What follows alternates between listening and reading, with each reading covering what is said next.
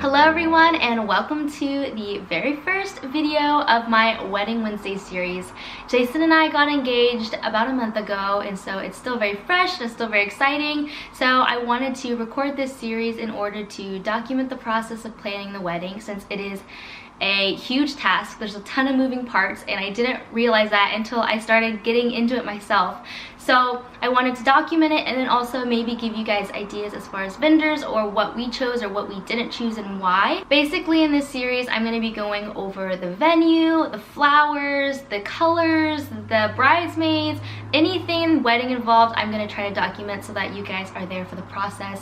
So if you are engaged, congratulations. I hope these videos are helpful for you. If you aren't engaged, I hope you still enjoy watching these. I love watching wedding videos and wedding planning and all of that stuff. So like I said, Jason and I just got engaged about a month ago, so we don't have all the details planned out yet, and that's why I wanted to start the series really early so that you guys could kind of come along during the process. We are getting married at the beginning of spring of next year, so we don't have a lot of time to plan this thing, but I wanted to start this series out so that you guys can come along for the wedding planning series and the florist and the registry and all that stuff. So I wanted to take you guys through everything and not just down and then tell you what I've planned out in the last 6 months of wedding planning. So there are a couple things that I can share with you as far as details go. If you follow me on Instagram, you know that we've already picked the venue and we will be having our wedding at Allenbrook Farms. It's kind of in the Franklin area of Tennessee, and it's this beautiful venue. I looked at their Instagram, I looked at their website, and I was sold on it, but Jason wasn't. We didn't fight over it, but I definitely had to like push to go to Allenbrook Farms.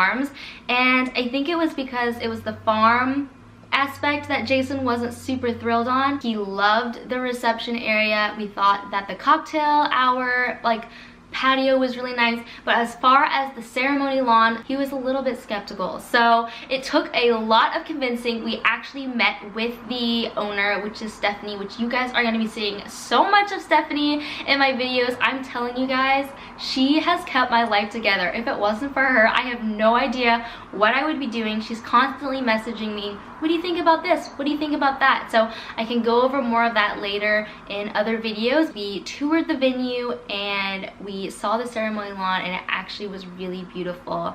Despite being on a farm, Jason really liked it. It's quiet, it's beautiful, it looks over the Tennessee hills. If you are interested about the venue itself, I'll leave a link down in the description box for you guys to check it out. It's so pretty. It's actually already booked up through 2018, so that was another thing. Probably one of the things that you should immediately get on. That was one of the #1 questions that we were asked when we got engaged. People were literally like, congratulations, when's the wedding and where is it? And we were like, we just got engaged today, we have no idea.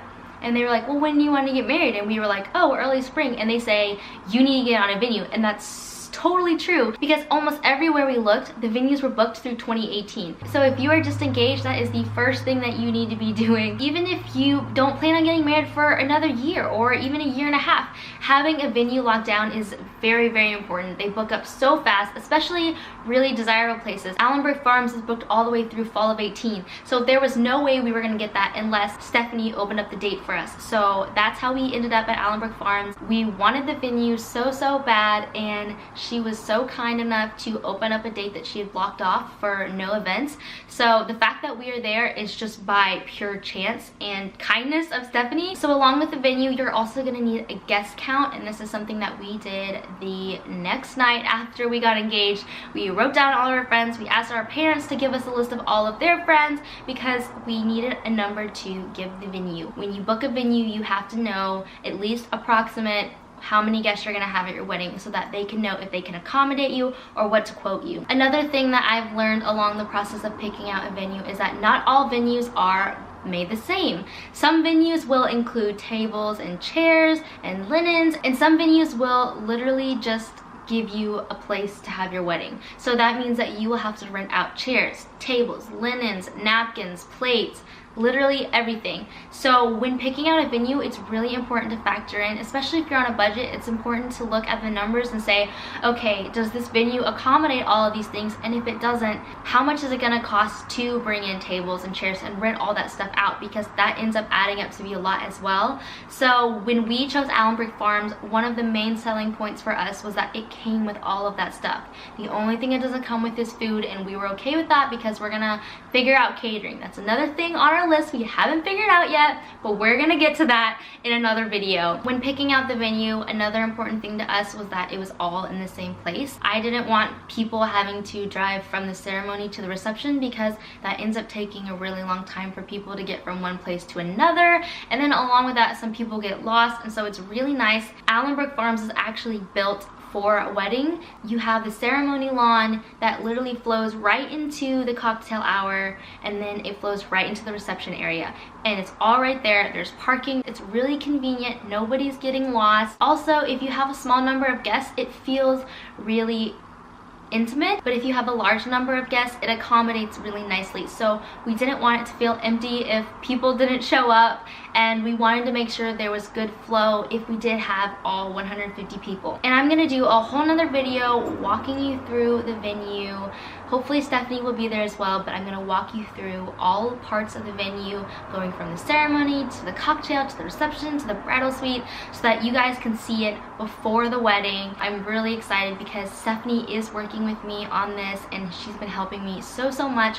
So I'm excited to give you guys more of a personal look at the venue itself. So that is all I have for today's video, but I promise you guys there's gonna be so many more of these, and there's gonna be blog posts because I want to take you guys through dress shopping and asking my bridesmaids and giving you guys all the ideas for invitations and RSVPs, and we're gonna take you registry shopping. So I am so excited about these series. I am so glad that you guys have chosen to watch along with me. Also, I want to say before I end the video that Jason made a promise to me that if I could hit 100,000 subscribers, which I know what you're thinking, that's a lot, but I think we can make it happen eventually. He said that the second I hit 100,000 subscribers, we can get another dog, preferably a golden retriever. So if you guys wouldn't mind, go ahead and hit the subscribe button and thumbs up, because I would love to see you guys back for some more videos, and I really want to get that golden. I'll see you in my next video, and have a wonderful week.